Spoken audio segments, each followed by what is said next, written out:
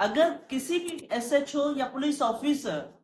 के हद में के जुरिस्डिक्शन में अगर कोई ऑफेंस कमिट होता है, तो जो भी ऑफेंस कमिट हुआ है उसमें वो जो एसएचओ है या कोई पुलिस ऑफिसर है, क्या उसको अक्यूज बनाया जा सकता है या नहीं किया जा सकता। एक ऐसे ही केस आज मैं आपके साथ डिस्कस करने जा रहा हूं। 2025 पीसीआरएलजे 126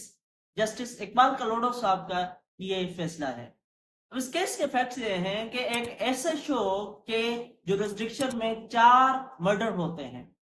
जब चालान पेश आती है उसमें एटीए के भी सेक्शंस लगे हुए हैं, 302 भी लगा हुआ है, थर्ड के प्रोविजंस भी लगे हुए हैं। जब वो आता है एटीसी के जज के पास, तो वो एसएचओ जो कंसर्न होता है उसको सेक्शन 155 पुलिस ऑर्डर का शोकास नोटिस भी इशू करता है, रीड विद सेक्शन 107 पीपीसी। जब एसएचओ रिप्लाई देता है तो एटीसी का जज जो है वो सेटिस्फाई नहीं होता, तो वो कॉग्निजेंस ले लेता है न सिर्फ नॉमिनेटेड अक्यूज के खिलाफ, बल्कि ये जो एसएचओ है जिसकी वहां पोस्टिंग थी उसके खिलाफ भी मेन केस पे, जो कि 302 324 हर्ट तक ऑफेंसेस लगे हुए हैं, उसमें एसएचओ को भी अक्यूज कर देता है और ऑफ कॉग्निजेंस ले।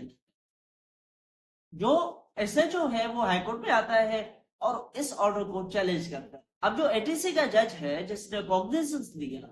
उसके रीजंस ये हैं, तो ये ऑफेंस कमिट हुआ है जिसमें 4 मर्डर कमिट हुए हैं, और ये ऑफेंस कमिट हुआ है एसएचओ के हद में, और इसने नेग्लिजेंस की है, इसने उस ऑफेंस को रोका नहीं। नतीजन ये भी अक्यूज्ड है और इसके खिलाफ भी कॉग्निजेंस लेंगे। अब जो सरकारी वकील है, जैसे हम एडिशनल प्रोसिक्यूटर जनरल कहते हैं, वो भी इम्प्यूग्ड ऑर्डर को सपोर्ट नहीं कर रहा, वो भी उसके खिलाफ बात कर रहा है, कहता है कि इसको सपोर्ट में नहीं करता, ये कानूनन तौर पर ये सस्टेनेबल नहीं है ऑर्डर। हाईकोर्ट भी कहती है कि हम भी सरप्राइज्ड हैं कि कैसे इम्प्यूग्ड ऑर्डर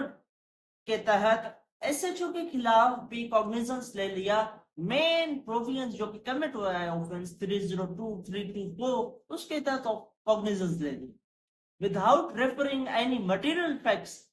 के जिसके थ्रू एसएचओ डायरेक्टली इन्वॉल्व हो इस मेन केस। हाईकोर्ट कहती है कि जो जज साहब हैं एटीसी के, उन्होंने न तो कोई कानून रेफर किया है जिसके तहत वो उसको अथॉरिटी हो कि वो पुलिस ऑफिसर को मेन केस में अक्यूज बना सके, कोई लॉ साइट ही नहीं किया गया। हाईकोर्ट कहती है कि जो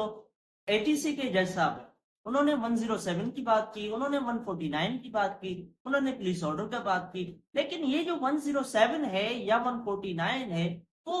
तब आते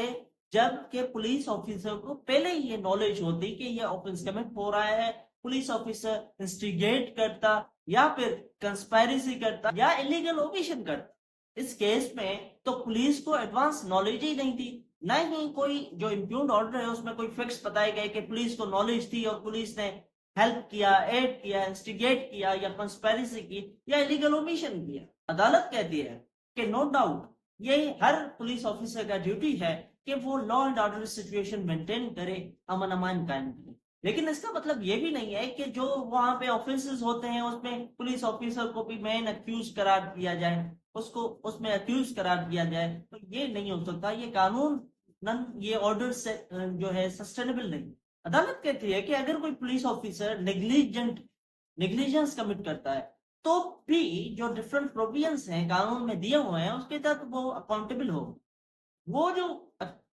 ऑफेंस कमिट हुआ है उस एरिया में उसके तहत या उस ऑफेंसेस पे ये अक्यूज नहीं हो सकता, निग्लिजेंस के लिए अलग से कार्रवाई हो सकती है उस ऑफिसर के खिलाफ। अदालत कहती है कि ये जो इम्प्यूग्ड ऑर्डर है वो सस्टेनेबल नहीं है और उसके अलावा ये पुलिस फोर्स को डिमोरलाइज करेगी और सोसाइटी को जेपरडाइज करेगी। अदालत कहती है कि अगर जज साहब ये कहते हैं कि ये जो ऑफिसर है पुलिस ऑफिसर ये नेग्लिजेंट है, उसके बाद भी वो फैक्चुअल इंक्वायरी की नीडेड है, ऐसे ही कोई डिटर्मिनेशन नहीं दी जा सकती। हाईकोर्ट कहती है कि जो एटीसी के ऑब्जर्वेशन है, एटीसी के जज साहब के जो ऑब्जर्वेशन वो बेस्ड है मिसअंडरस्टैंडिंग ऑफ लीगल प्रोविजंस के ऊपर, मतलब के कानून को मिसअंडरस्टैंड किया गया, तो जो इम्प्यूग्ड ऑर्डर था हाईकोर्ट ने उसको सेट असाइड कर दिया। तो किसी भी अगर एसएचओ या ऑफिसर के हद में कि जुरिस्डिक्शन में अगर कोई ऑफेंस कमिट होता है तो वो जो ऑफेंस कमिट होता है उसमें उस पुलिस ऑफिसर को अक्यूज नहीं करार दिया जा सकता कि सिर्फ इस बुनियाद पे कि उसके हद में ये ऑफेंस कमिट हुआ है।